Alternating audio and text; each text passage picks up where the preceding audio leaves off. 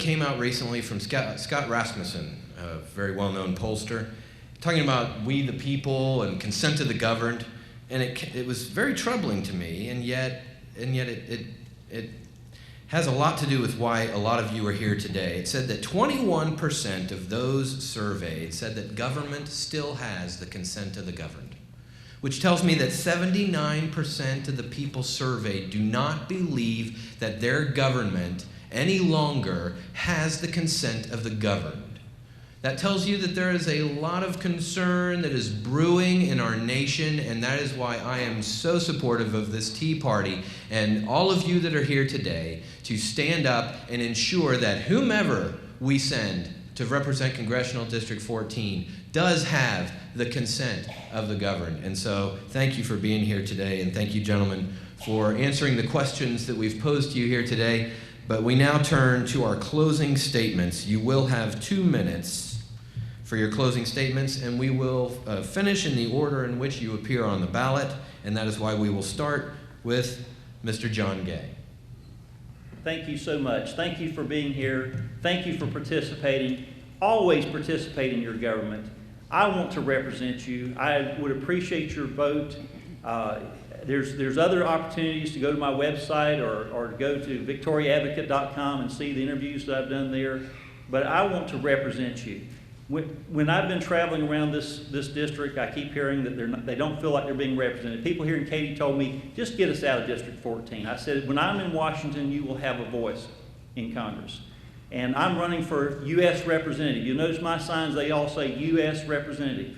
That's what I want people to call me, because that's what I want to be. I want to be your representative. And I applaud Dr. Paul for what he's done, and I want him to be able to retire and go do the things that he likes to do and run the foundations he started. So I want to help him retire. And, he and I both believe in term limits. I want term limits. I've told all my supporters, get me out of Washington. Get me out of Washington before they putrefy my brain. Okay, I want to come home while I still can think like common, ordinary people. Somebody came up to my wife and they said, well, you're just like regular people. We are like regular people. We own a small business. I work for a school district, and I raise my children full time. I've been married to my wife about 4.5 years. I was divorced earlier, but I work full time, raising my children full time, going to Texas A&M full time. And we have an American dream here that we can achieve. But our children are not being prepared for the future. They're not being encouraged that there's going to be a better America.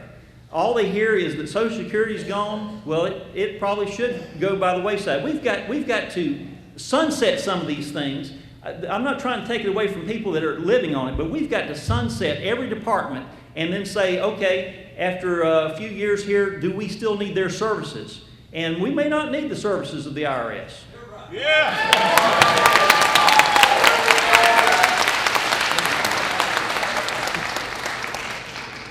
All right, thank you very much, Mr. Gay. For his closing statement, here to seal the deal, Dr. Ron Paul. Thank you.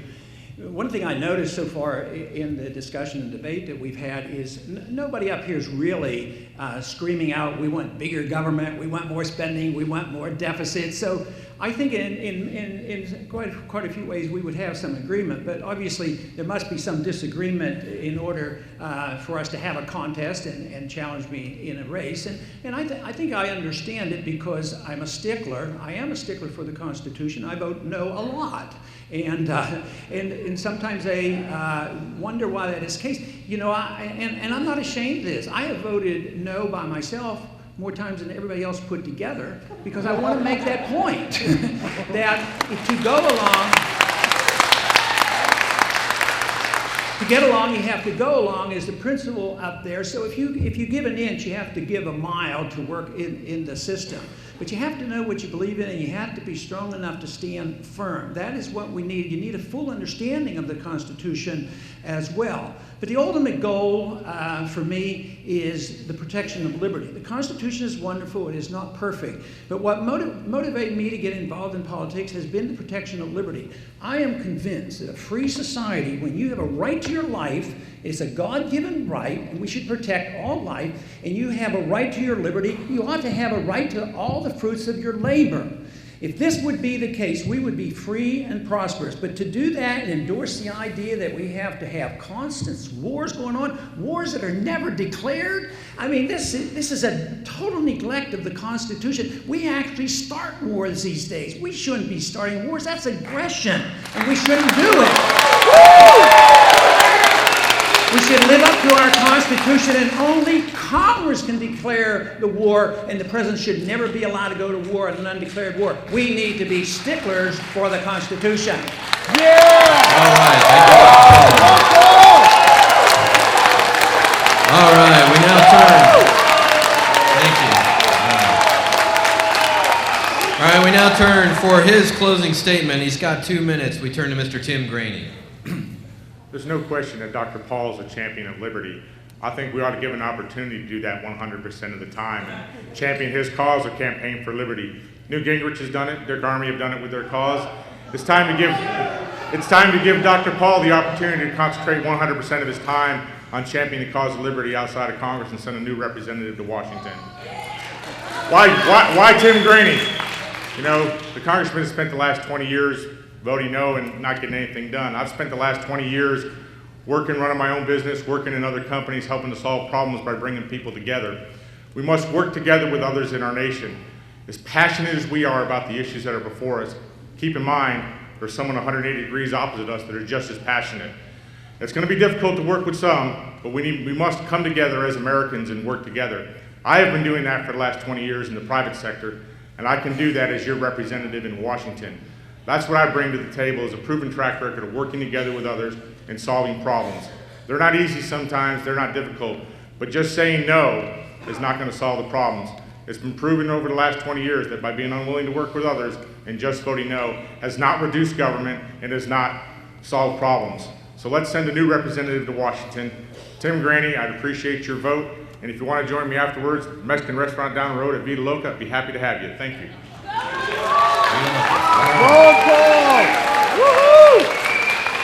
All right, for his closing statement, he's got 2 minutes. Mr. Gerald Wall. Today I've shared with you my vision of an America to be proud of. I want to ensure that we leave the next generation an America that is safe, prosperous, and secure.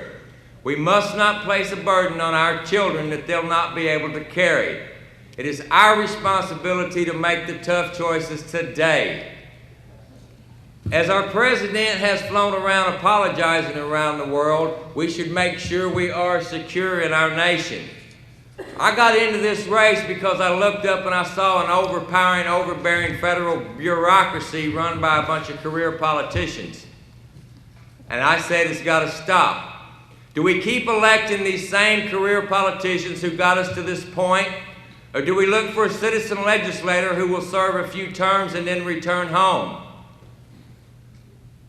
I will be that citizen legislator who will serve a minimum term and then return home. And as the last outpost for freedom anywhere in the world, hundreds of millions will be watching what we do in this next election. What we do will determine the fate of our children and our grandchildren. And as they're watching, they will be praying that we survive. And I too pray that we do. I'm not looking for a new career. I'm not looking for any titles or recognition. I'm asking for the ability to earn your trust as your next representative. I will never compromise my values or my principles, and I will always do the right thing for our country. And for the citizens of this district, I will serve with honor and integrity. My name's Gerald Wall. I ask for your vote for U.S. Representative, District 14. Thank you, and God bless. All right, thank you, Mr. Wall.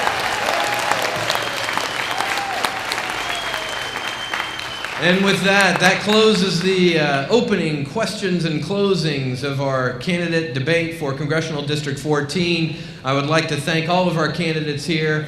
You know, when you put yourself forward in public service, you have to remember it really is service. Because the sacrifice that's involved, the time away from your job, your family, your friends, your loved ones, it takes a lot of time, energy, and effort not just to serve in Washington, but to run for office in Washington. And so I'd like one round of applause for all of our candidates here being willing to offer themselves up to represent you in public service. So thank you. So once again, thank you to Mr. John Gay, Congressman Ron Paul, Tim Grady, and Gerald Wall. These are your candidates for Congressional District 14 in the Republican primary. Please get out and vote.